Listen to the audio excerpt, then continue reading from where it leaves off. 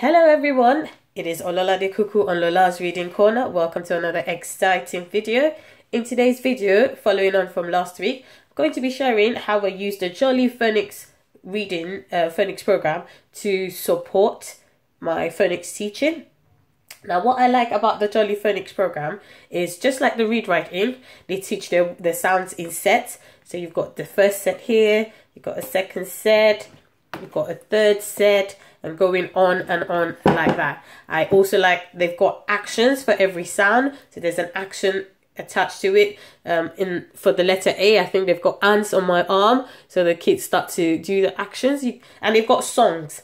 They've got songs attached to every sound. So for the letter A, with the ones that says ants on my arm, there'll be a song that follows a popular nursery rhyme or a poem that the children can act to, and they can sing it in pairs, sing it in a high voice, in a low voice like a robot. They can whisper it. There's so much that they can do with it, but it gets them engaged. It's interactive, you know. It wakes them up, it wakes their brain and their bodies up, and they're ready to learn.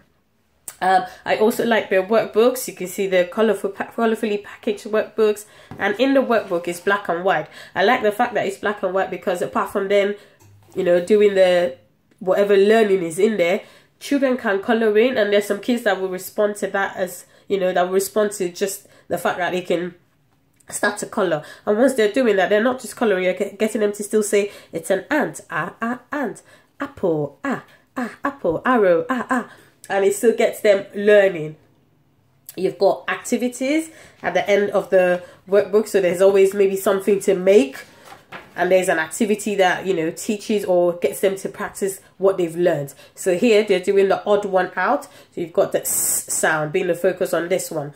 So you've got snail, sound at the start, bus, sound at the end, and cat that doesn't have it, so that's the odd one out. But again, your child can still color in. They also start to introduce numbers. So you've got 1, 2, and that word you can't really say toi, so it's a word they've just got to learn.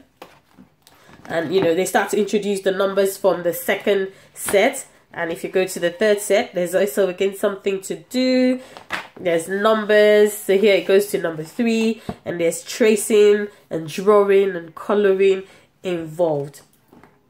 So I like them because of their workbook, colorful, black and white inside that they can color in, and the songs very interactive, very interesting. If you've got access to unlimited internet, then you can go on YouTube and just type in Jolly Phonics songs, and the songs would, you know, it will pop up.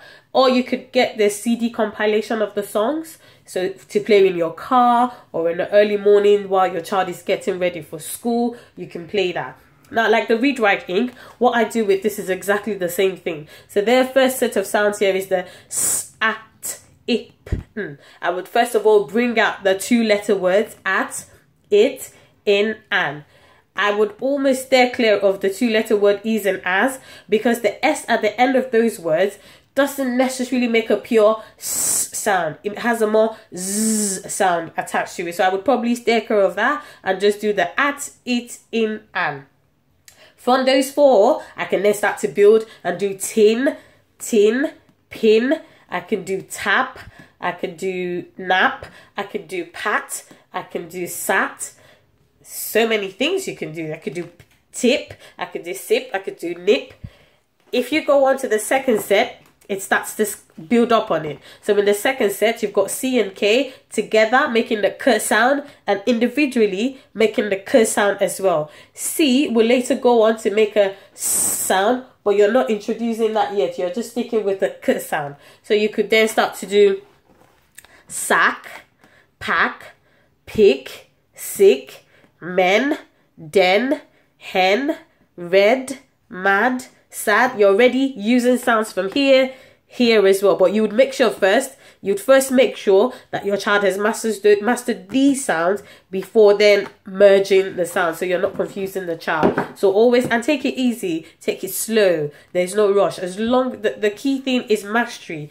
Don't just get your child to just know them very quickly. No, mastery. And mastery, you know, sometimes it takes a bit of practice, so be patient. Practice. They might get it wrong sometimes. Just keep practicing. keep practicing and they will get it. So that's how I use that. On the inside, what will happen is I could photocopy the page and get the children to work on, you know, the letter formation, the lowercase and the uppercase. I could photocopy and laminate, which I much prefer. Once it's laminated, your kids can then use the dry white pen to practice on it, and they can rub it off. So that means once they've done it, even if they make a mistake, they can rub it off and try again. And that's quite encouraging for little kids. If it's on paper, once they've written on it once, that's almost the end of it. They can't go back and practice it again. They may rub it off, but you know, kids and erasers or rubbers, once they start to rub off, the paper starts to rip and all that. So I would much prefer to make copies and then laminate. Or if you know, if you're trying to save some cash, trying to save money, I've got this paper sleeve here, and I've opened the paper sleeve on the side. I would just wear that on the page that the child is working on.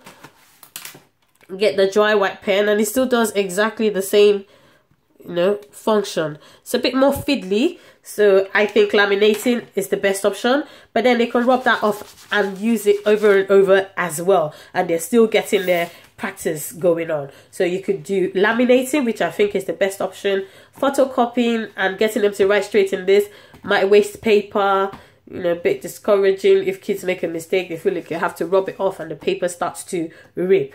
Or you could get individual copies of the workbook for the children that you're working with. But I think the laminating option saves you a lot of money. It can be reused over and over and over, even by the same child or a different child, over and over and over again.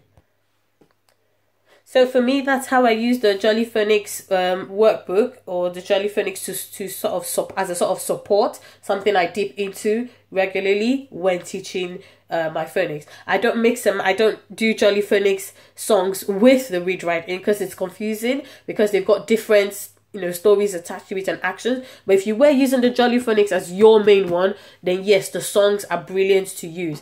But even if you're not, you can still play the song to your children or your child, and it still goes into their learning. So I hope this very short video has been useful to you. If you use this as a teacher in your school, and you could share in the comment section, please share how you use it. If it's different from how I use it, share so other teachers and other parents can, you know, can maybe use that as well in their house. I would put a link to the flashcards, the CD, and their workbook in the description box. So thank you very much for joining me today. My name is Ololade Kuku on Lola's Reading Corner. I will see you next time. Bye.